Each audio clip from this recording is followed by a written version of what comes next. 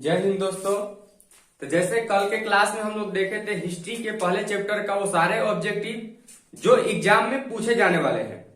आज देखेंगे उससे अगला चैप्टर जो कि हमारा चैप्टर कौन सा है, समाजवाद एवं साम्यवाद। हिस्ट्री का ये सेकंड चैप्टर है, उन्हीं का सब ऑब्जेक्टिव देखेंगे। लेकिन उससे पहले कल के वीडियो में हमने लास्ट में एक सवाल छोड़ दिया था, वो आप लोगों के लिए कि उसका जवाब आप कमेंट में करिए। यंग इटली की स्थापना किसने किया और कब किया? तो उसका स्थापना हुआ 1831 ईस्वी में। वो भी किसने किया था? मेजिनी।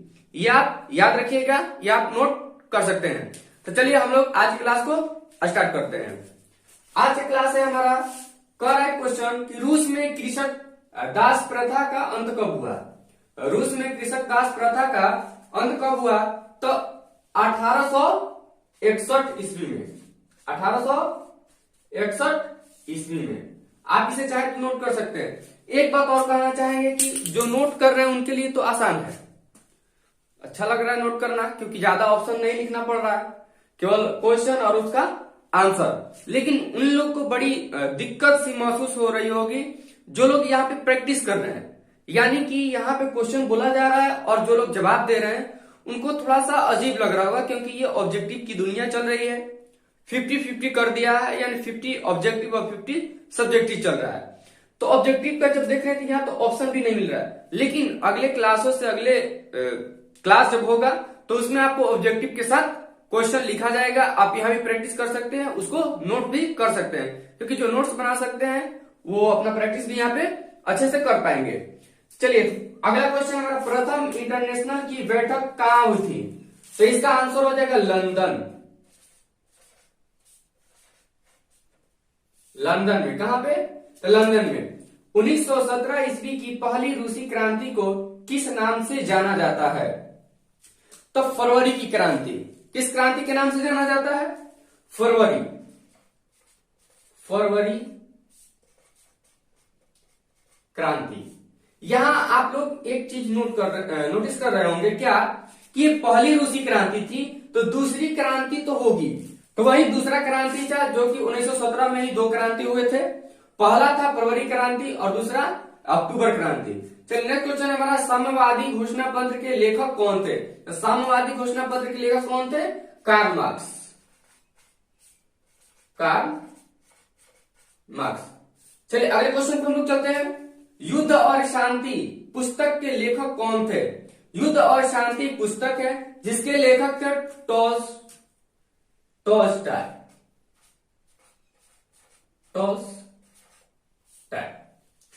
चलिए अगला क्वेश्चन है कि रूस में जार का अर्थ क्या होता था? रूस का सम्राट। रूस का सम्राट। अगला क्वेश्चन है, कार्ल मार्क्स का जन्म कहां हुआ था? कार्ल मार्क्स का जन्म जर्मनी में। और कार्ल मार्क्स के बारे में थोड़ा सा अगर जानकारी लेंगे तो उन्होंने बहुत ही बचपन की जो उनकी फ्रेंड्स थी, क्या नाम था उनका? जेनी। तो आपने कार्ल मार्क्स जेनी से ही विवाह कर लिए थे, जो भी उनका क्या थी, बचपन की वो दोस्त थी। आगे देखते हैं हम लोग। अगला हमारा, साम्यवादी शासन का पहला प्रयोग कहां हुआ? रूस। इसका आंसर क्या हो जाएगा? रूस में। यूरोपियन समाजवादी कौन नहीं था? यूरोपियन समाजवादी कौन नहीं था? तो कार्ल मार्क्स।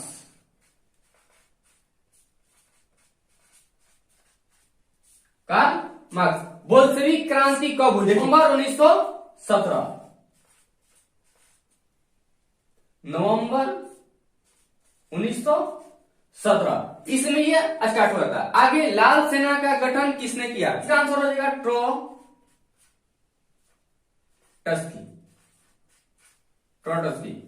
अगला है, लेनिन की मृत्यु।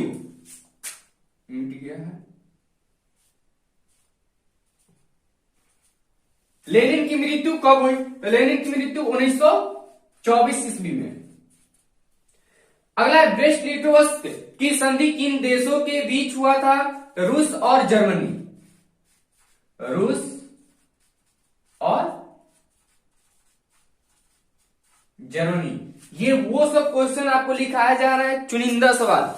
पिछली क्लासों में हम बोले थे कि वो चुने गिने सवाल है जो कि एग्जाम में पूछे जाने वाले, ना कि आपको फालतू सवालों का लिखाया जा रहा है ताकि आप इसे याद करिए, आपका कोई फायदा होने वाला इसमें से न हो। अगर इतना आप कर लेते हैं तो इसमें डेफिनेटली है कि इसी में से क्या होगा, क्वेश्चन आपका पेपर में छपने वाला है। चलिए थोड़ा सा और क्वेश्चन है इसमें के, उसको भी हम लोग देख लेते हैं। देखिए अगला क्वेश्चन है हमारा 14, बोल्शेविक क्रांति का नेतृत्व किसने किया, यानी बोल्शेविक क्रांति का नेतृत्व किसने किया, तो लेनिन। किसने, लेनिन। आप लोग इसको नोट करते चलिएगा, और पिछले जितने सारे क्वेश्चन थे यानी 1 to 13 तक, तो आप उसका स्क्रीनशॉट ले लिए होंगे, वरना नहीं लिए होंगे तो वीडियो को पहले पॉज कीजिए और उसको पहले स्क्रीनशॉट ले लीजिए उसको, ताकि बाद में आप नोट बना सके। नई आर्थिक नीति कब लागू हुआ था, तो 1921 ईस्वी में, 1921 ईस्वी में नीति। चलिए ठीक है। रॉबर्ट ओवन कहां का निवासी था, तो ब्रिटिश का।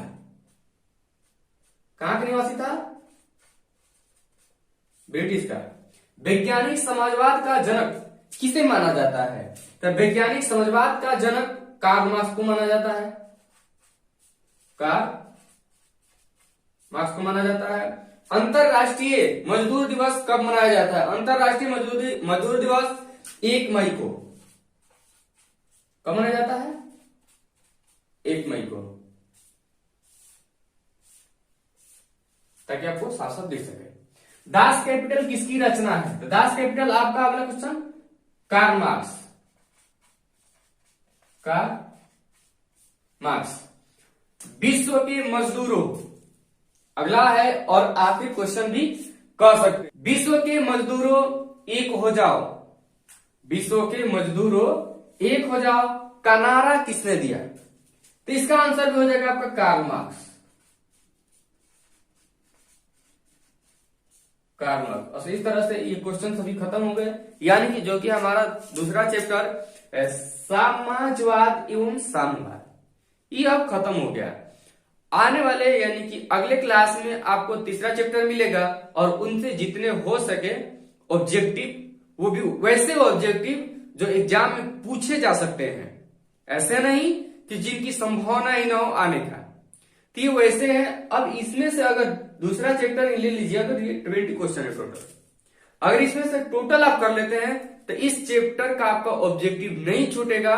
और ऑब्जेक्टिव से एक चीज और स्ट्रॉन्ग होता है, वो क्या, एक आता है लघु उत्तरीय प्रश्न, एक आपको देखने के लिए मिलेगा दीर्घ उत्तरीय प्रश्न और लघु उत्तरीय प्रश्न, और ये ऑब्जेक्टिव रहता है। तो इन ऑब्जेक्टिवों से लघु उत्तरीय प्रश्न भी कंप्लीट हमारे होते हैं। बहुत सारे लघु उत्तरीय प्रश्न आप इससे भी लिख पाइएगा, बहुत सारा हेल्प मिल जाता है। तो चलिए मिलेंगे अगले वीडियो में, तब तक के लिए जय हिंद।